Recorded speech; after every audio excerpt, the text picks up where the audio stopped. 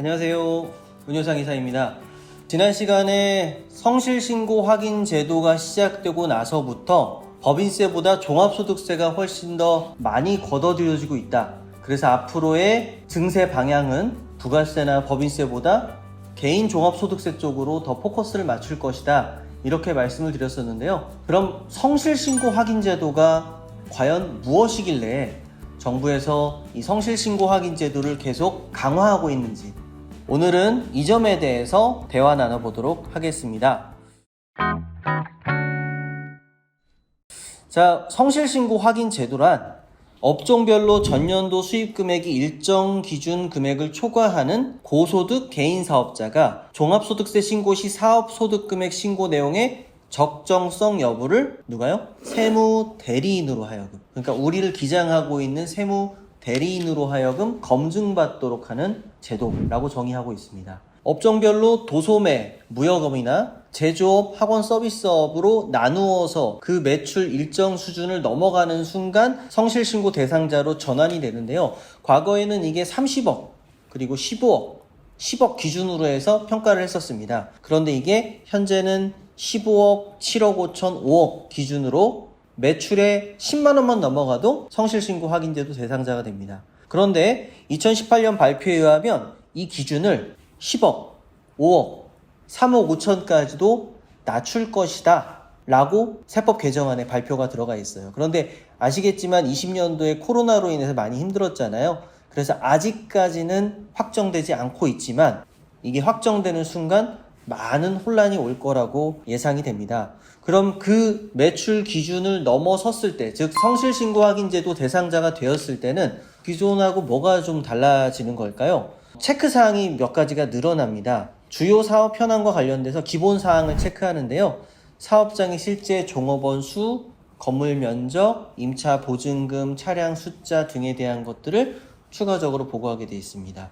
그리고 사업 내역 현황 가운데 주요 매출, 매입처, 유형자산 명세, 차입금이나 지급이자 현황 같은 것들을 꼼꼼하게 체크를 해서 사업자에게 체크를 받고요. 지출 비용에 대한 적격 여부 등을 하나하나 체크합니다. 지출 비용에 대해서 3만 원 초과 거래에 대해서 적격 증빙이 없는 비용은 미수치 사유라든지 거래액이 왜 발생했는지에 대한 명세를 잘 작성해 놔야 합니다.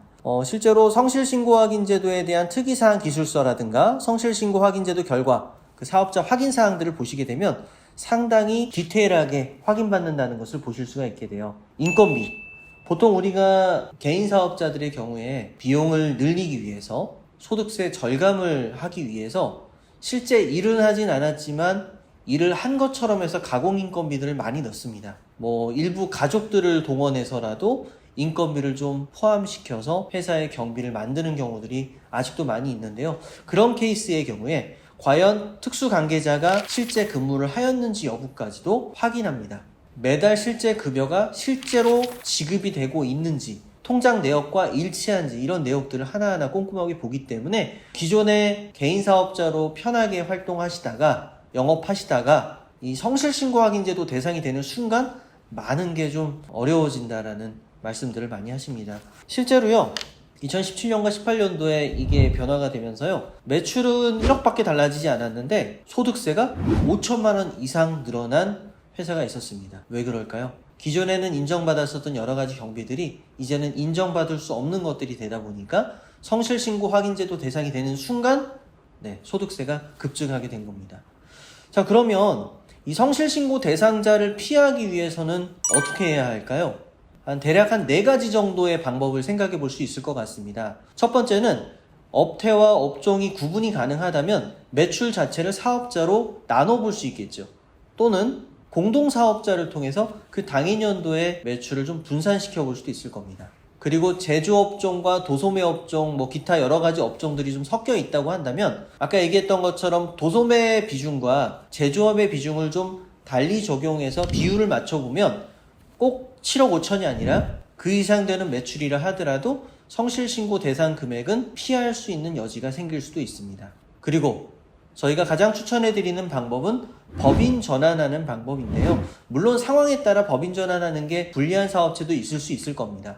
가지급금 문제라든가 기타 여러 가지 리베이트 문제라든가 여러 가지가 있겠지만 소득세가 정상적으로 그리고 합법적으로 줄일 수 있는 방법 가운데 가장 효과적인 방법은 단연코 법인 전환입니다. 물론 업태와 업종에 따라 다양한 케이스가 있을 수 있습니다.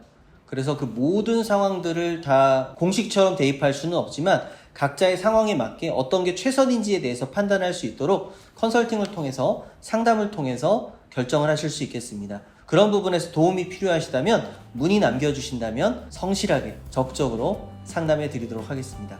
감사합니다. 오늘은 이것을 마치겠습니다.